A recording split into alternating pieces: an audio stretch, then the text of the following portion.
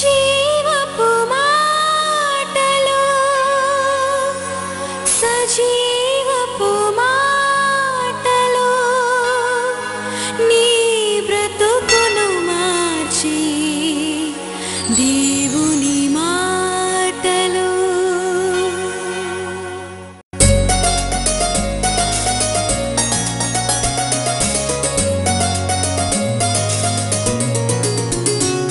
నిరాశలను తొలగించి జీవపు మాటలు నిరీక్షణను కలిగించి దేవుని మాటలు నిన్ను బ్రతికించి నిన్ను రక్షించి నిత్య జీవమునొసగే జీవపు మాటలు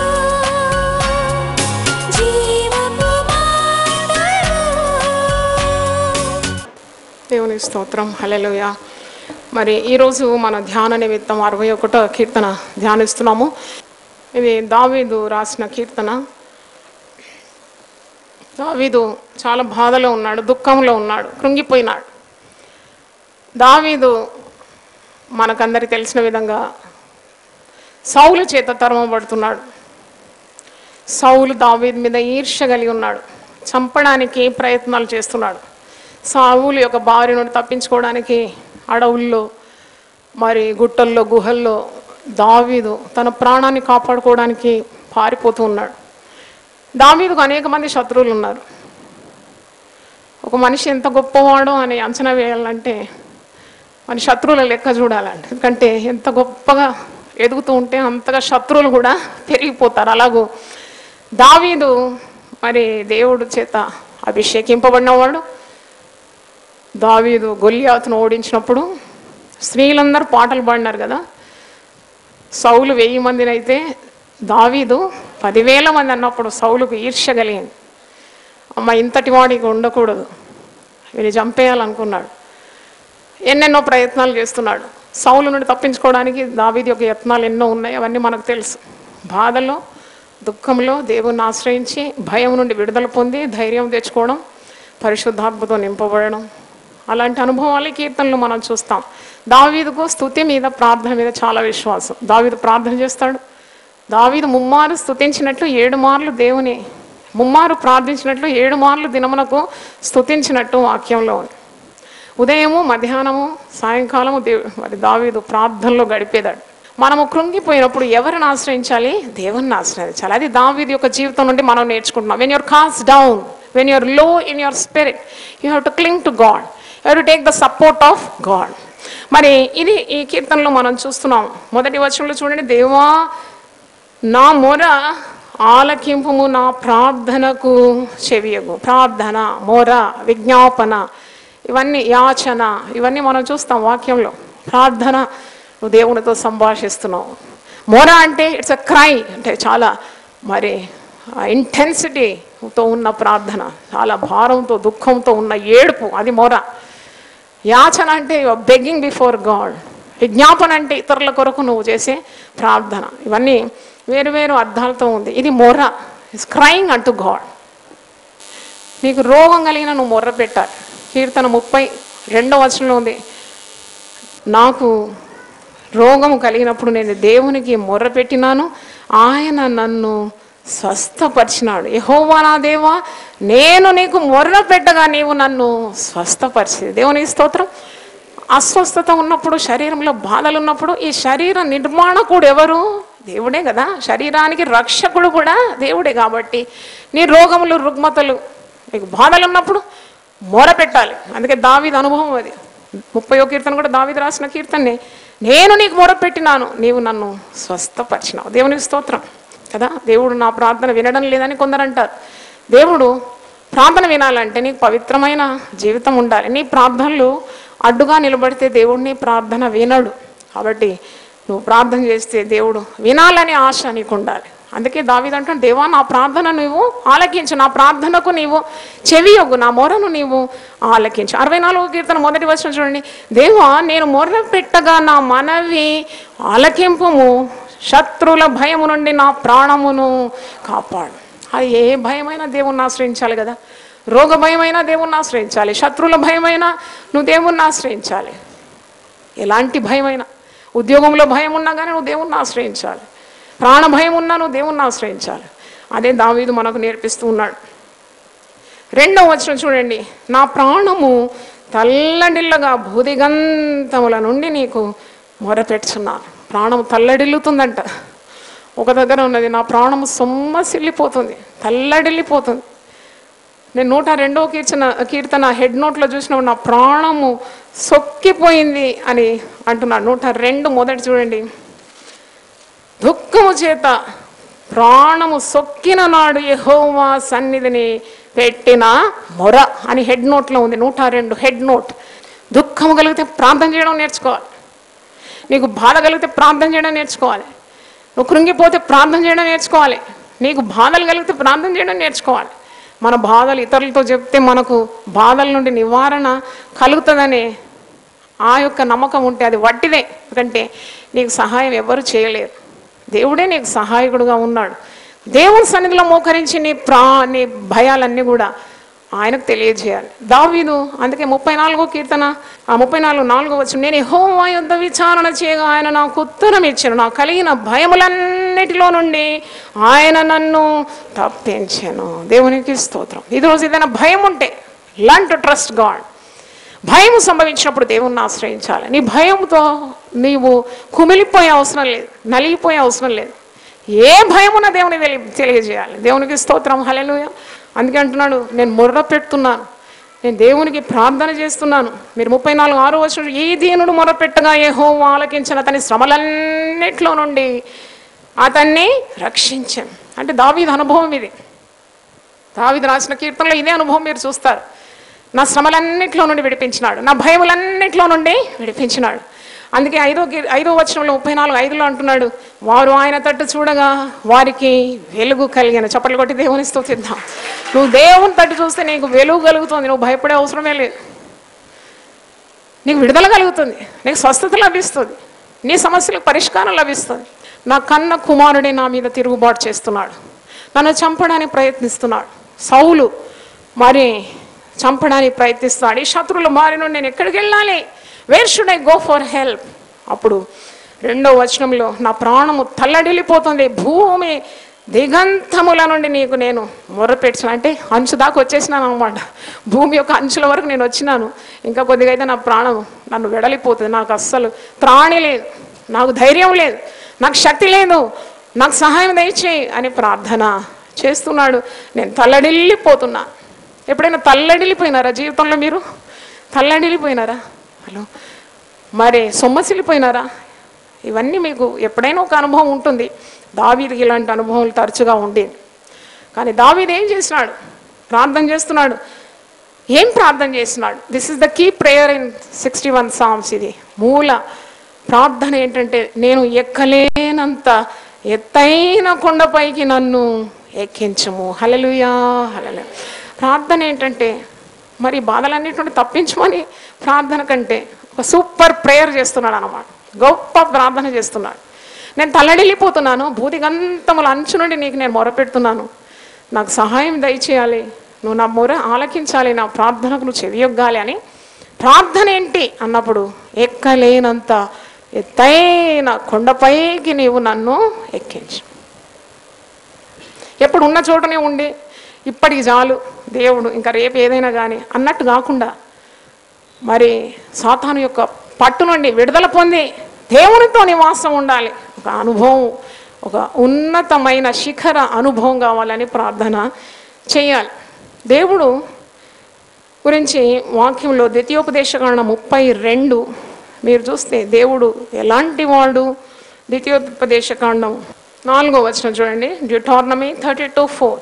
ఆయన ఆశ్రయ దుర్గముగా ఉన్నాడు, ఆయన కార్యము సంపూర్ణము, ఆయన చర్యలన్నీ న్యాయములు, ఆయన నిర్దోషి అయి నమ్ముకొనదగిన దేవుడు, ఆయన నీతిపరుడు, యథార్థవంతుడు. దేవునికి స్తోత్రం.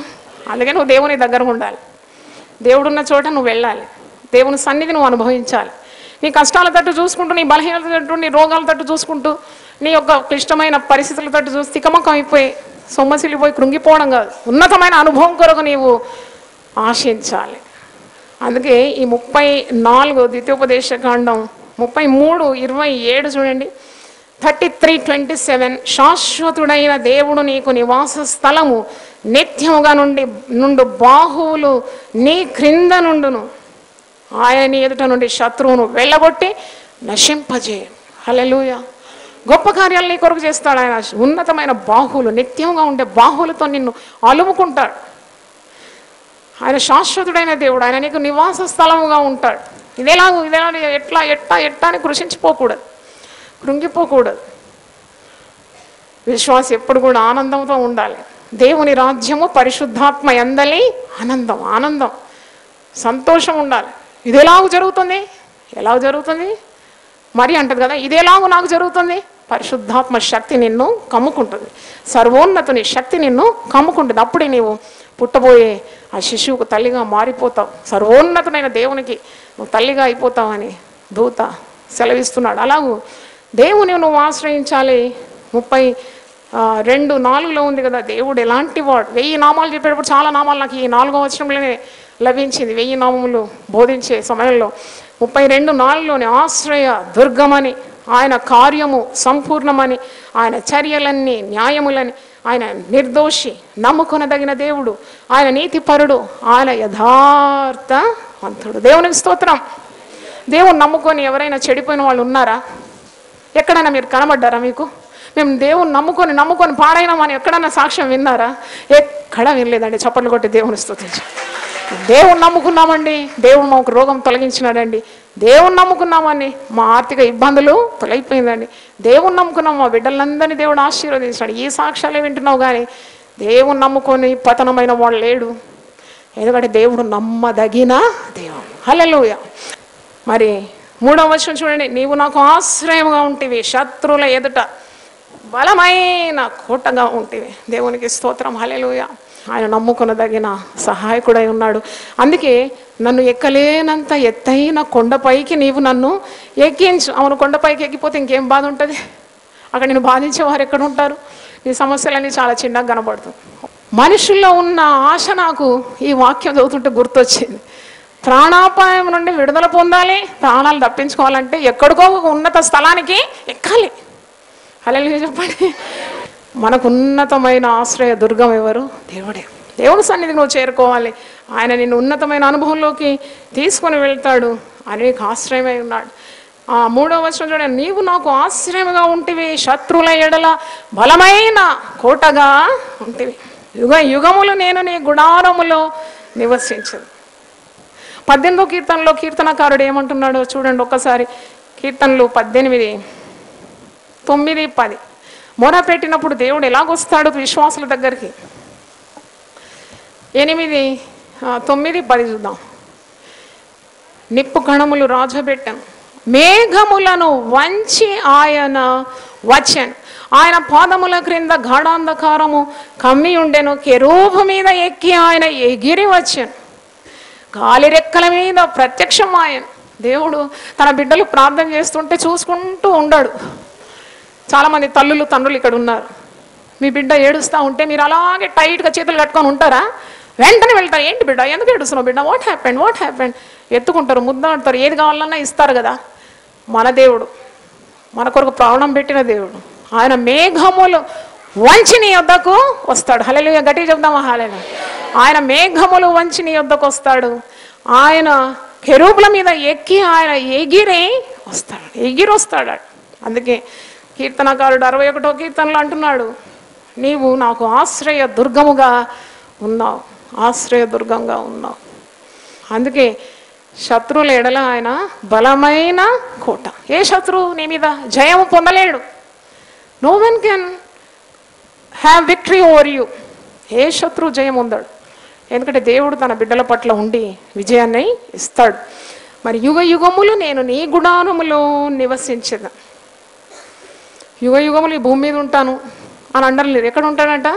యుగ యుగములు నేను నీ గుడారంలో నివసించదా. ఈ లోకం అశాశ్వతం, శాశ్వతుడైన దేవుడే నాకు నివాస స్థలము. నేను చిరకాలము యెహోవా మందిరములో నివాసము చేస్తాను. It is temporary. ఇది ఒక మరి మట్టి గుడారమే ఇది. దీన్ని వదిలిపోతాం నిత్యమైన జీవంలోకి, శాశ్వతమైన జీవము, నిత్య జీవము కావాలనే తృష్ణ ఉండాలి విశ్వాసికి. అందుకంటున్నాడు, యుగ యుగములు నేను నీతో ఉంటాను, నీ రెక్కల చాటున దాగుకొందును. బా, అంత మంచి మాట. నీ రెక్కల చాటున నేనేం చేస్తాను? దాక్కుంటాను.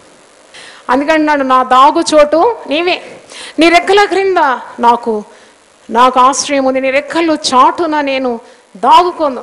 యేసు ప్రభు నేర్పించిన ప్రార్థనా జీవితంలో శోధనలో ప్రవేశించకుండానట్లు నీవు ప్రార్థన చేయాలి. అంటే నువ్వు రెక్కల క్రింద దాచుకుంటున్నావు అన్నమాట. ఏ శత్రువు నిన్ను ముట్టడు, ఏ రోగం నిన్ను తాకదు. 5వ వచనం చూడండి, దేవా నీవు నా మొక్కుబడులు అంగీకరించి ఉన్నావు, నీ నామం నందు భయభక్తులు గలవారి స్వాస్థ్యము నువ్వు నాకు అనుగ్రహించి ఉన్నావు.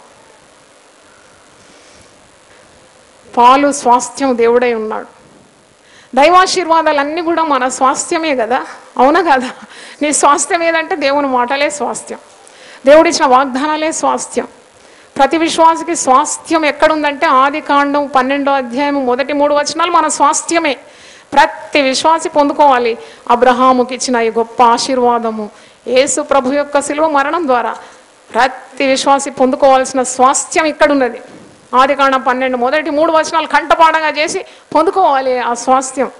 నువ్వు లేచి నీ దేశము నుండి, నీ బంధువుల యొద్ద నుండి, తండ్రి ఇంటి నుండి బయలుదేరి నేను నీకు చూపించు దేశమునకు వెళ్ళము, నిన్ను నేనేం చేస్తాను? గొప్ప జనముగా చేస్తాను, నిన్ను ఆశీర్వదించి నీ నామమును గొప్ప చేయను, నీవు ఆశీర్వాదముగా ఉండు, నిన్ను ఆశీర్వదించు వారిని నేను ఆశీర్వదించాను, నిన్ను దూషించు వారిని శపించేదను, భూమి యొక్క సమస్త వంశములు నీ యందు ఆశీర్వదించబడునని అబ్రహాంతో అన్నాడు. ప్రతి విశ్వాసం పొందుకోవాలి.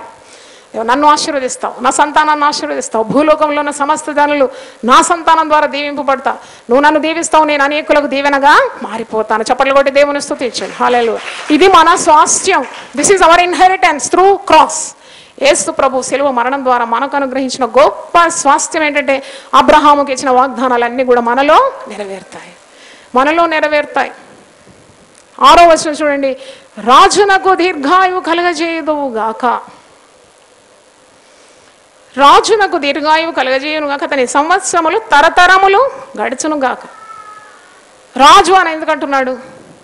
నువ్వు నాకు, దావీదునైన నాకు దీర్ఘాయుస్సు నిమ్మని అలా అనడం లేదు, కానీ రాజు నాకు నీవు దీర్ఘాయువు కలగజేయుదువు కాక. అంటే దావీదు ఈ లోకం నుండి దాటిపోయినా దావీదు యొక్క కడుపులో పుట్టిన వారు రాజులుగా స్థిరపరచబడుతున్నారు.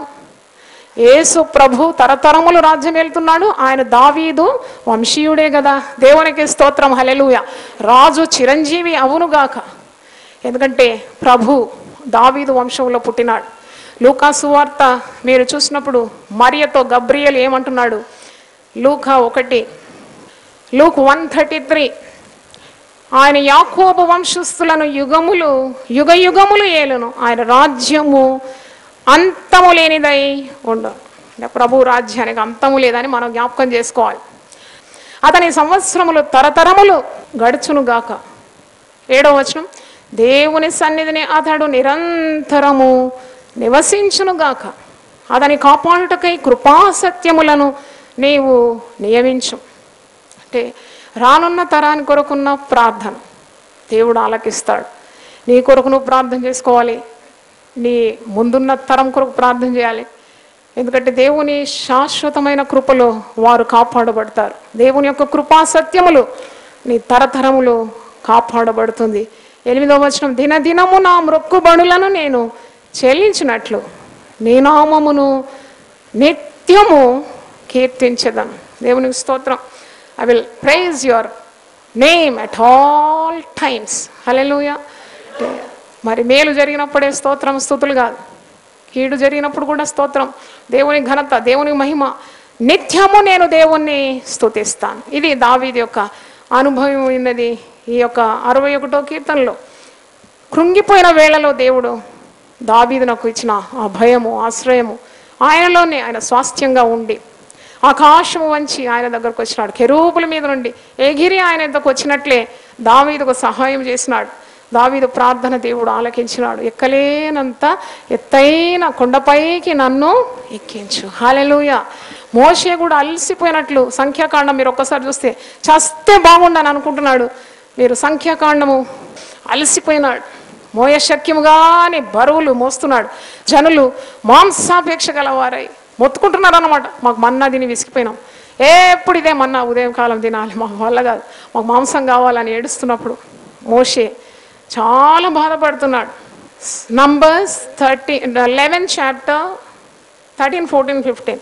ఈ సమస్త ప్రజలకు ఇచ్చుటకు మాంసము నాకెక్కడిది? వారు నన్ను చూచి ఏడ్చుచు తినుటకు మాకు మాంసం ఇమ్మని అడుగుతున్నారు. ఈ సమస్త ప్రజలను ఒంటిగా మోయ నా వలన కాదు. ఇట్లనే గునుగుతుంటారు. ఇండ్లు నడిపించేవాళ్ళు, సంఘం నడిపించేవారు బాధపడుతుంటారు.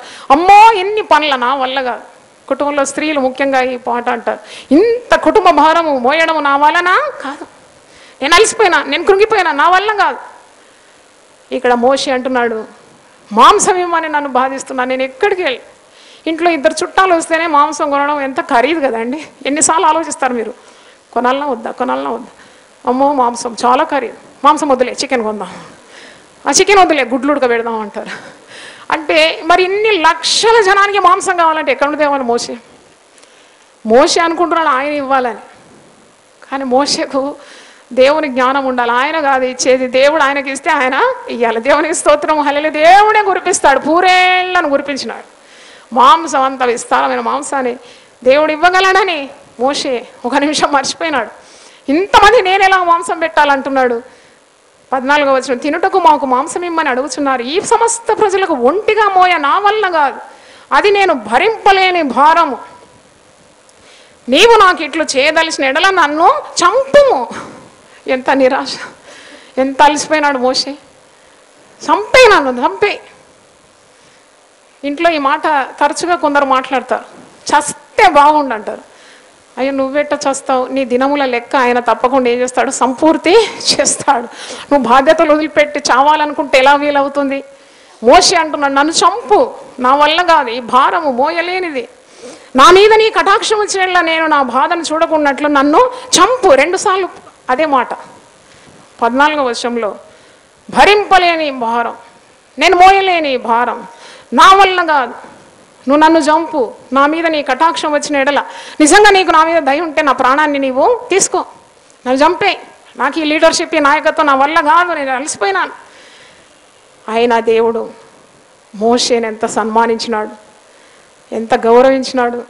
మోషేకు దేవుడు సహాయం చేసినాడు. ఆయన ఆకాశం ఆజ్ఞేస్తే పక్షులన్నీ కూడా రాలింది. పూరేళ్ళు, ఒక్కొక్క పిట్ట చాలా లావు పిట్ట, ఎంతెంతో మాంసం అట ఒక్క పిట్ట. లక్షలాది జనానికి దేవుడు మాంసము సిద్ధపరిచినాడు. దేవునికి స్తోత్రం, హల్లెలూయా. గొప్ప దేవుడు మనకు ఉన్నాడు కాబట్టి మనము నిరాశపడే అవసరం లేదు. దేవుని మీద నీ ఆశ్రయం ఉండాలి. చాలాసార్లు అలసిపోతాం. ఎందుకంటే వారు విసికినప్పుడు ఎవరిని ఆశ్రయిస్తారు? దేవుణ్ణి ఆశ్రయిస్తారు. శక్తి ఎక్కడి నుండి వస్తుంది? దేవుని నుండి వస్తుంది. జీవం ఎక్కడి నుండి వస్తుంది? దేవుని నుండి వస్తుంది. కనుక లోకం పోకడ ఇలాగుంది, విశ్వాసి నీ పోకడ ఎలాగుంది. కృంగిన వేళలో ఆధారశిలగా, ఆశ్రయ దుర్గముగా, ఉన్నతమైన పర్వతముగా, ఎక్కలేనంత ఎత్తైన కొండగా ఉన్న దేవుడు నిన్ను ఆయన సన్నిధికి చేర్చుకుంటాడు. తప్పకుండా నిన్ను ఎత్తుకొని ఆలింగనం చేసుకొని నీ బాధలన్నిటి నుండి విడుదల నీకు ఇస్తాడు. నీ ముఖం ఎన్నడూ కూడా లజ్జింపబడదు. దేవునికి స్తోత్రం, హల్లెలూయా. ఆయన ఆశ్రయించిన వారు ఎప్పుడు కూడా అనాథులుగా విడవబడరు. అది దావీదు అంటున్నాడు. చాలా బాధలు ఉంది, కృంగిపోయినాను. ఇంతకుముందు మనం చూసినాం, ఏలి అంటున్నాను, నన్ను చంపు, ఇంత మట్టుకు చాలు అంటున్నాడు. మోషే అంటున్నాడు, నన్ను చంపేసేయి, అంతే, నా నడిపించలేను ఈ యొక్క లక్షలాది జనాన్ని. వాళ్ళు ఏంది కావాలంటున్నారు? మాంసం కావాలి, నా వల్ల కాదు, చంపు.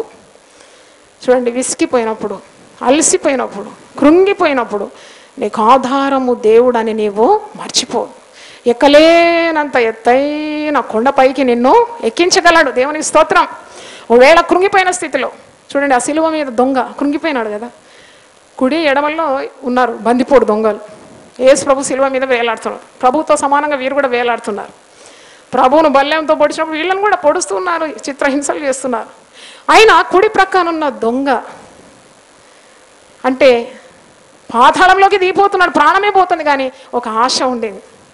యేసు నీ రాజ్యంలో నన్ను జ్ఞాపకం చేసుకో. చిన్న ప్రార్థన అంటే మరణ పరవేశంలో ఆ బాధలో కూడా ఒక ప్రార్థన చేసినాడు. నీ బాధ ఎంతో నన్ను ప్రార్థన చేయడం మానొద్దు. యేసు నీ రాజ్యంలో నన్ను జ్ఞాపకం చేసుకోమన్నప్పుడు జవాబు వచ్చిందా జవాబు? నేడే నీవు నాతో కూడా పరదైస్లో ఉందో. చప్పట్లు కొట్టి దేవుని స్తుతిద్దాం.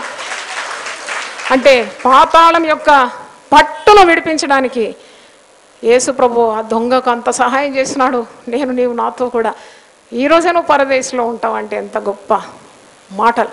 కనుక నీ పరిస్థితి ఎలాగున్నా ప్రభు నిన్ను ఆ దశ నుండి విడిపించగలడని, విడిపించడం మాత్రం కాదు, ఆయన ఉన్న సన్నిధికి నిన్ను తీసుకొని వెళ్తాడని. నువ్వు లేనంత ఎక్కలేనంత నీ వశం కాదు, అయినా నిన్ను ఎక్కిస్తాడు, నీకు శక్తినిస్తాడు, త్రాణినిస్తాడు. ఉన్నతమైన పర్వత శిఖర అనుభవము మనకందరికీ దేవుడు అనుగ్రహించునుగాక. ఆమేన్. ప్రార్థన చేసుకుందాం. ప్రతి ఒక్కరు కూడా ప్రార్థించండి. దేవుడు మనతో మాట్లాడినాడు. నువ్వు కృంగిపోయే అవసరం లేదు. కన్నీళ్ళు విడుస్తున్నావు, నాకెవరు దిక్కు అని అంటున్నావు, నన్ను ఎవరు అర్థం చేసుకుంటారని మొరపెడుతున్నావు, నీ యొక్క పడక తడిచిపోయినట్లుగా విలపిస్తున్నావు, రోగంతో ఉన్నావేమో, అలిసిపోయినావేమో, నన్ను ఆదరించేవారు ఒక్కడు కూడా లేడని అనుకుంటున్నావు. కానీ దేవుడు నీ పక్షమందు ఉన్నాడు. ఆయన ఆకాశము వంచి నీ యొద్దకు వస్తాడు, మేఘముల మీద నీకు ఆయన ఆసీనుడై వస్తాడు, కెరూబులను వంచి ఆయన నీ యొద్దకు పరిగెత్తి వస్తాడని వాక్యంలో చూస్తున్నాం. ప్రభు ఆ కృంగిన దశ నుండి బిడ్డలు మీరు విడుదల చేయమని ప్రార్థిస్తున్నాను.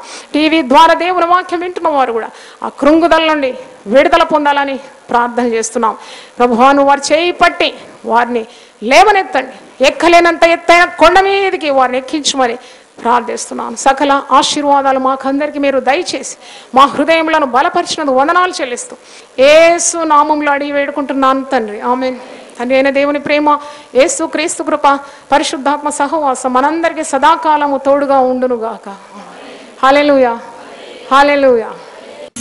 జీవపు మాటలు, సజీవపు మాటలు. Sister Joy Cherian, United People's Fellowship, house number 1-9-52 by E/3, Ramnagar, Hyderabad, 5,20,000. Phone number 04027624030. మరి ఒకసారి 04027624030. మా ఈమెయిల్ joycherian@hotmail.com మరియు వెబ్సైట్ www.unitedpeoplesfellowship.com. మా ప్రార్థనా కూటములు ప్రతి శుక్రవారం రామ్నగర్ ఆలయంలో ఉపవాస ప్రార్థనలు సాయంత్రం 4 నుండి 8:30 గంటల వరకు ఉంటుందని తెలియజేస్తున్నాను మరియు ఆ కూటములకు ఆహ్వానిస్తున్నాను.